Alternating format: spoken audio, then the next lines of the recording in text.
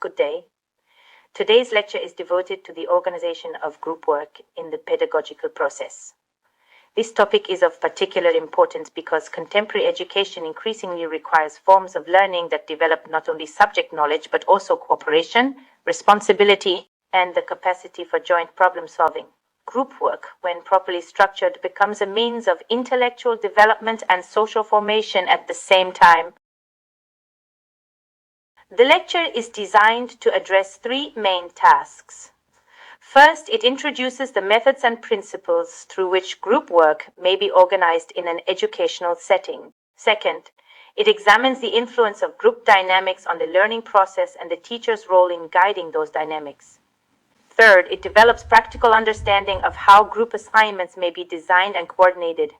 The objectives follow from these aims: to consider the theoretical foundations of group work, to analyze the effect of group processes on classroom interaction, and to become familiar with practical methods applicable in pedagogical practice. The chosen format, lecture, practical assignment, and group project, reflects the applied character of the topic itself.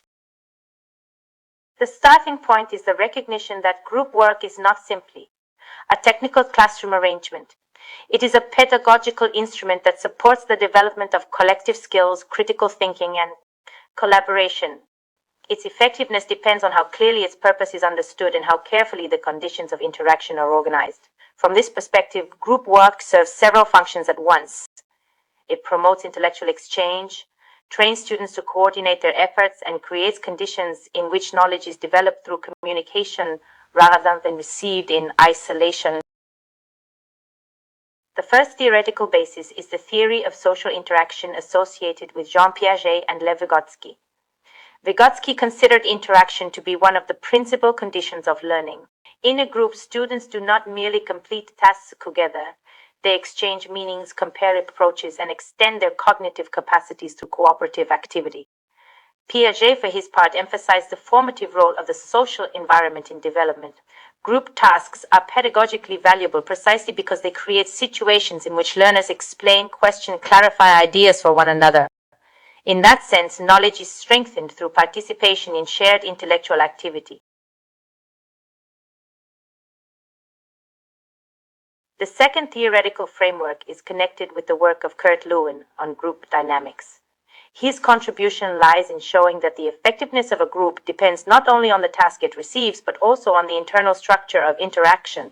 The way a group is organized influences participation, decision-making, and ultimately the educational result. For this reason, the teacher must attend not only to content, but also to form.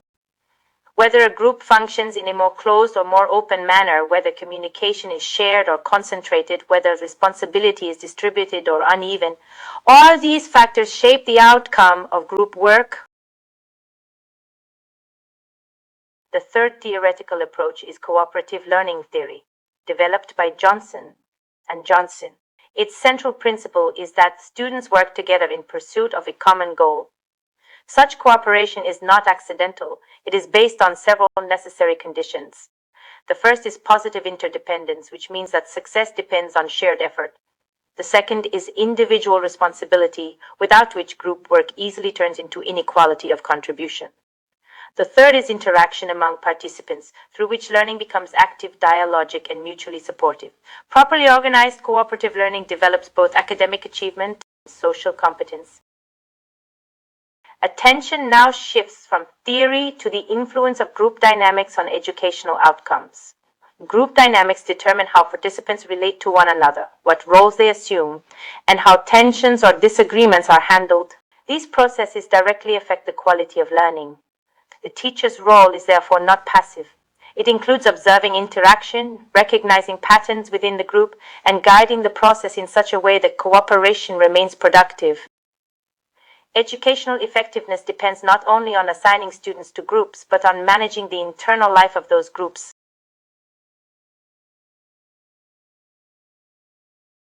Within group work, participants often assume different functions. The slide identifies 4 such roles: leader, critic, organizer, and performer. Each role contributes to the common task in a distinct way. The pedagogical responsibility of the teacher is not merely to divide students into groups, but to distribute roles in a purposeful manner. Such distribution should take into account individual strengths, interaction styles, and the demands of the task. When roles are assigned thoughtfully, group work becomes more balanced and participation more meaningful. Conflict within a group is neither unusual nor necessarily destructive. It often arises when participants differ in opinion, approach, or understanding of the task. The educational question is not whether conflict will occur, but how it will be addressed. For the teacher, this requires the ability to recognize tension early, prevent unnecessary escalation, and guide students toward compromise or constructive resolution. In this context, conflict management becomes part of pedagogical organization and an element of the teacher's professional competence. No form of group work can be effective without a positive internal atmosphere. Mutual respect, trust, openness, and full involvement are not secondary conditions. They are the basis on which cooperation becomes possible. The teacher must therefore ensure that interaction remains constructive and that every participant is drawn into the common activity. A positive atmosphere is maintained not by general goodwill alone, but by consistent pedagogical guidance, clear expectations, and deliberate support of respectful communication.